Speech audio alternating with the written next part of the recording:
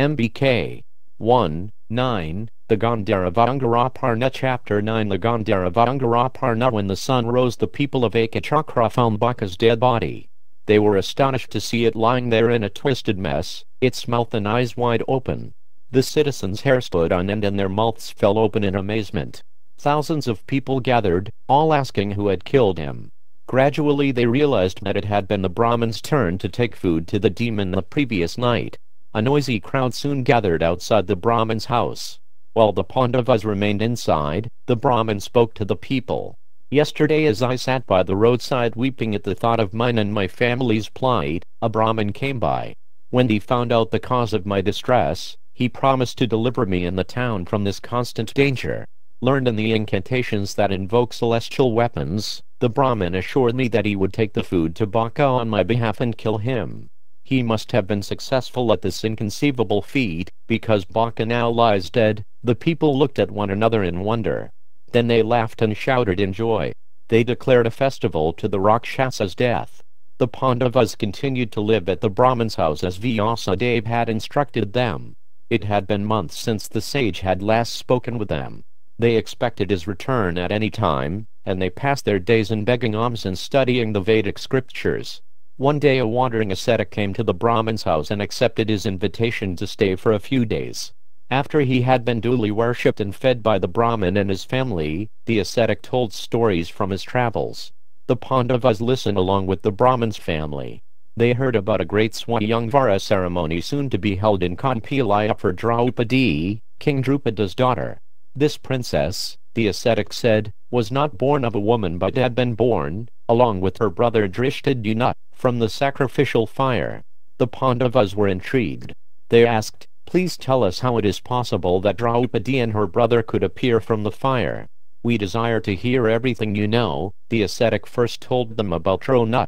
The sage Bharadvaja had once seen Gritachi, a divinely beautiful Apsara, and as a result he had dropped his vital seed. He caught a seed in a pot and from that seed Drona was born. As a child Drona had been friends with Drupada, who had come to study at Bharadvaja's hermitage. Some time after Drupada left the hermitage, Drona heard that the invincible Brahmin warrior Parashurama was retiring to the forest and was giving away all his possessions. Drona approached him and asked for charity. Parashurama replied, "Having once won this wide earth from the ruling class, I am now without wealth. I have already given it to the Brahmins. I possess only my body and my weapons. Which of these would you prefer, O Brahmin?" Drona asked Parashurama for his celestial weapons, along with the knowledge to use them. The rishi bestowed his weapons upon Drona, who then left to again see his friend Drupada. By then, Drupada had become the king of Panchala. The Pandavas listened as the ascetic told them what they had already heard from Drona himself, how Drupada had insulted his friend most terribly. Not knowing that it was the Pandavas who were listening, the ascetic told them how Drupada had then been overpowered by the Pandavas at Drona's command. After being humiliated by Drona and losing half his kingdom, Drupada thought only of revenge. He knew he could never defeat Drona in battle, so he had gone to the forest to seek out a powerful Brahmin. He knew that only a Brahmin's spiritual power could match Drona's strength. After some time Drupada came across two Brahmin brothers named Yaja and Apayaja, descendants of Kashyapa, a powerful son of Brahma. The king worshipped and served the two Brahmins for some time, then asked for their assistance. He approached the younger of the two, Apayaja, first. Knowing him to be the more powerful, Drupada asked him to conduct a sacrifice that would give the king a son capable of killing Drona. Drupada offered him 10,000 cows as payment, but the Brahmin replied, "I shall not perform any act directed toward material gain, either for myself or for another." The disappointed Drupada continued serving Apayaja in the hope that he might relent. Finally, after a full year had passed, the Brahmin took pity on him and said, "I once saw my elder brother take up and eat a fruit from the ground without considering whether or not it was clean. When we were both boys studying in our guru's house, I often saw him eat the remnants of other people's food. One who has no regard for purity in one thing will not have such regard in another.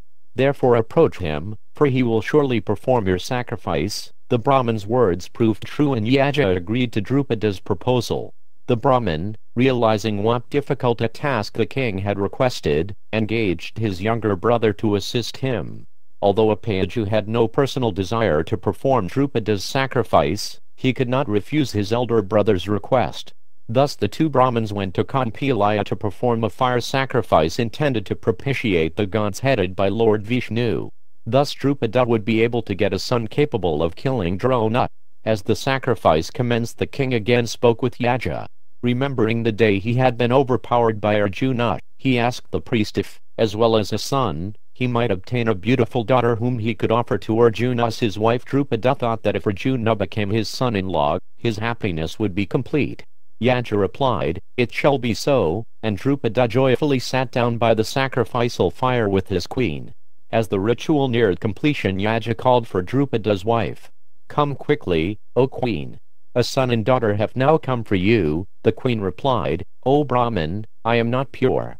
My mouth is filled with saffron and my body is smeared with perfumes.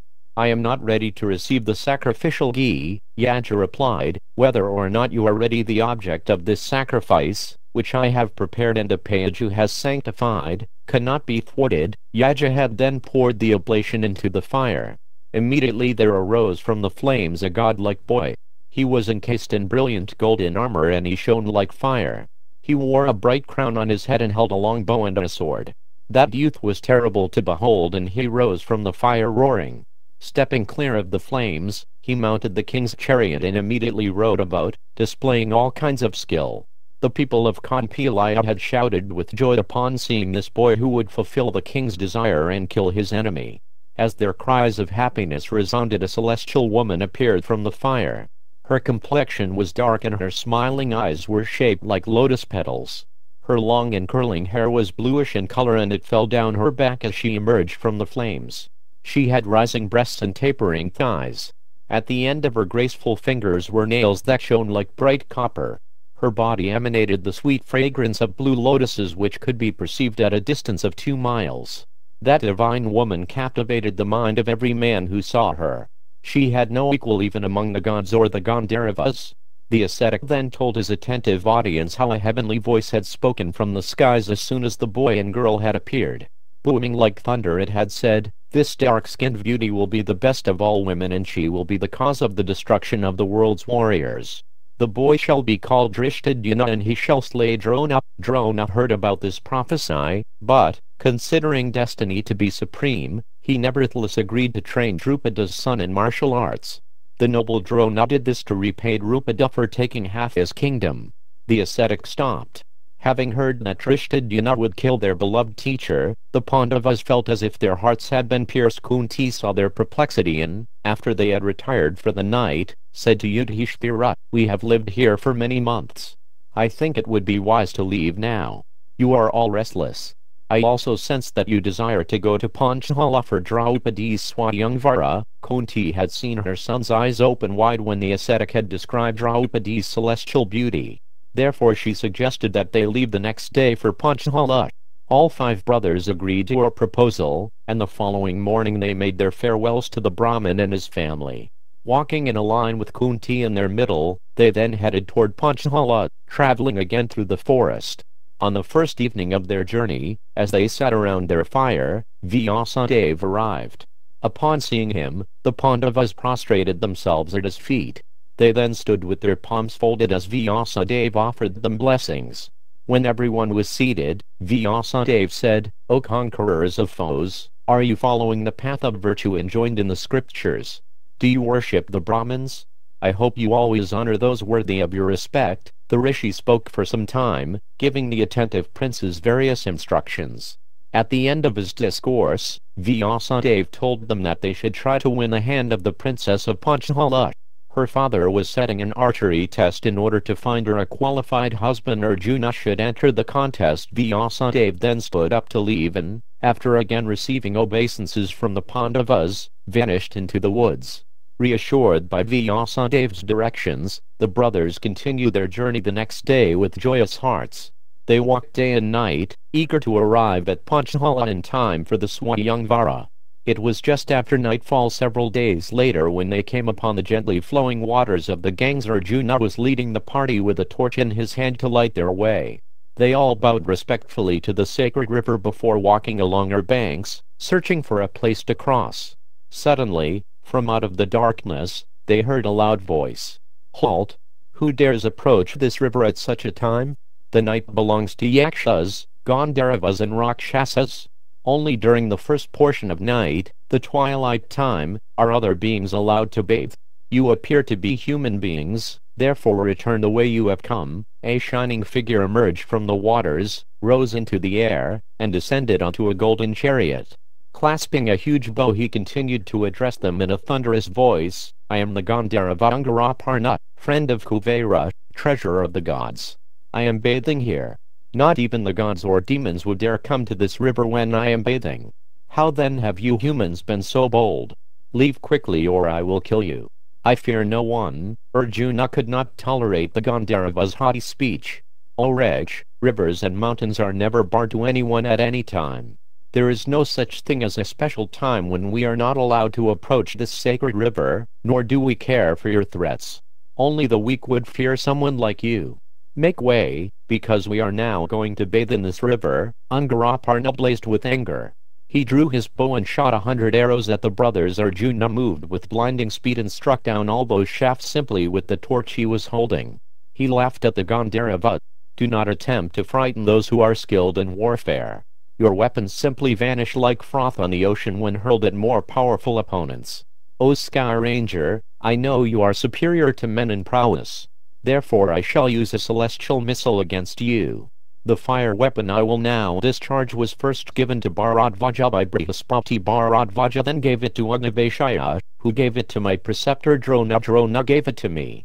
Guard yourself from its power if you can." Chanting the incantations to invoke the Agnayastra, Arjuna imbued his torch with its tremendous power. Angrily he threw it at Angaraparna and his chariot was immediately destroyed, burnt black. The Gandharva fainted from the missile's force and fell headlong from the smoking chariot. Arjuna seized him by his hair, which was adorned with garlands of flowers, and dragged him before Yudhishthira.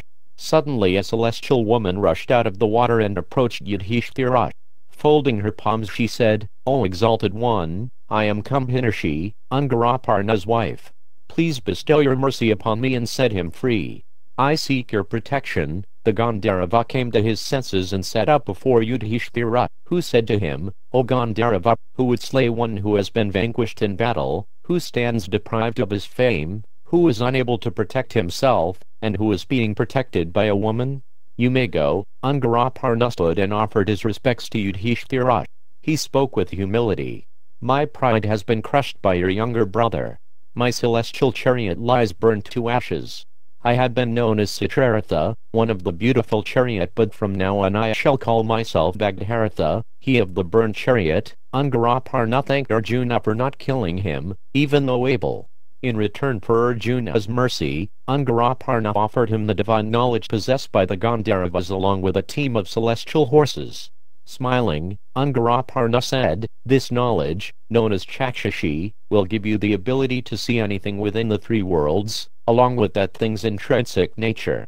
It is this knowledge that gives the Gandharvas the powers that make them superior to men." Angaraparna waved his hand toward the river bank and the Pandavas saw there a group of lustrous white steeds. "These are the horses I wish to give you. They will go anywhere at their owner's will. They are said to be a portion of Indra's thunderbolt and will always unfailingly fulfill your desire." Arjuna said, "O Gandharva, if you desire to give your knowledge and these horses in return for your life, then I shall not accept them. It was my duty to release you on my brother's order. I cannot accept charity, for that is never the duty of the ruling class." Angaraparna smiled again. "This need not be charity. O best of the Bharata race, I desire to learn from you how to throw the fire weapon which you used to overpower me." Arjuna agreed to this exchange, but said he first wanted to know why the Gandharva had challenged him and his brothers, although they were all virtuous men, learned in the Vedas and born in a noble line of kings. The Gandharva replied, "O Arjuna, I have heard from Narada Rishi of your ancestors' great accomplishments. I also know your fathers personally because Dharma, Vayu, Indra, the Ashvinis and even Pandu all reside in heaven.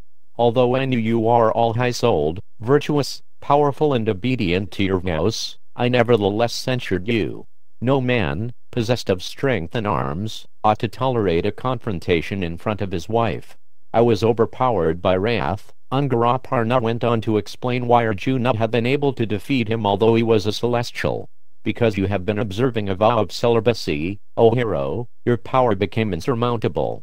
If a warrior engaged in satisfying his desires fights with the Gandharvas at night, he will not escape with his life. Angaraparna said that even a warrior who is not celibate could defeat a powerful enemy if he is accompanied by a Brahmin priest.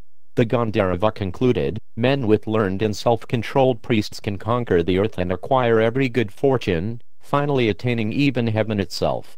Therefore, O descendant of Tapati, you should seek out a qualified priest as your guide. Arjuna was listening carefully. He was curious that Angaraparna addressed him as a descendant of Tapati. He asked, as the sons of Kunti we are known as the Kaunteyas. Why did you address us as Tapatiyas? I have not heard this before. It was a long story. Angaraparna invited the brothers to sit comfortably on the river bank while he recited the history of their distant ancestor, Tapati, daughter of the sun god. Tapati had descended from the heavens and married Angaraparna, an early king in the Pandavas line. The Gandharva narrated this history, along with many other incidental stories. He spoke for much of the night and the enthralled brothers could see the first faint glow of dawn when he finished his narration. Arjuna then said to him, O Gandharva, you know everything and can see everything by your divine sight. Please tell us where we can find a Brahmin who knows the Vedas and can become our priest. Angaraparna replied that not far from there was a forest ashram called Utkachika. A Brahmin named Domya, the younger brother of the famous Rishi Devala, resided there. They should approach him and ask that he become their preceptor. Seeing the Gandharva's friendship toward them and grateful for his advice, Arjuna gave him the mantra by which he could call the Agneyastrastra. In return Angaraparna again offered him the horses. Arjuna replied, I will not take anything from you now. I do not desire your knowledge and we cannot take the horses at present. O best of the Gandharvas, your friendship is sufficient. Perhaps if a time comes when we need these steeds, we shall then take them. Angaraparna and the Pandavas saluted one another respectfully and took their leave. The Gandharva and his wife disappeared into the sky, leaving the Pandavas to continue on their journey. After Angaraparna left, the Pandavas went north along the bank of the Ganges, toward where the Gandharva had indicated they would find Domya's ashram. The sun had risen, and they could now see many rishis bathing in the river, wearing a single piece of cloth and with their matted locks tied in knots on their heads. The brothers could hear the sages reciting sacred hymns from the Vedas, some in praise of the sun god Surya, some worshipping Shiva, the mighty destroyer, and others praying to the supremely powerful Lord Vishnu. The Pandavas took their own baths in the Ganges. Using the sacred clay from the river bank, they daubed their bodies with markings that showed them to be Vaishnavas. Devotees of Vishnu. Kunti entered the water fully clothed and then changed her dress in a secluded place. She thought constantly of Krishna, praying that he would help them through their difficulties. The sages told the brothers where to find Domya's hermitage. They then approached Domya and fell at his feet. Yudhishthira said, O greatly learned one, we are Pandu's sons, traveling with our mother Kunti. On the Gandharva's advice we seek your shelter. Please become our guide and protector. We are your servants. The effulgent Domya smiled and bade them be seated. His disciples brought them offerings of wild fruits and water. As he looked upon the 5 young princes and the gentle Kunti, the rishi felt affection rise in his heart. He could see that they worship Vishnu, his own deity, and this too attracted him. Therefore he consented to become their priest. The Pandavas were overjoyed and felt as if their wealth and kingdom had already been regained, and Draupadi I Domya then formally accepted them as disciples by initiating them with Vedic mantras. The many sages in Domya's ashram offered the princes their blessings. Seeing such godlike boys, the rishis felt that the brothers, by their own accomplishments, would soon become rulers of the earth. Accompanied by Domya, the Pandavas continued on their journey to Panchala.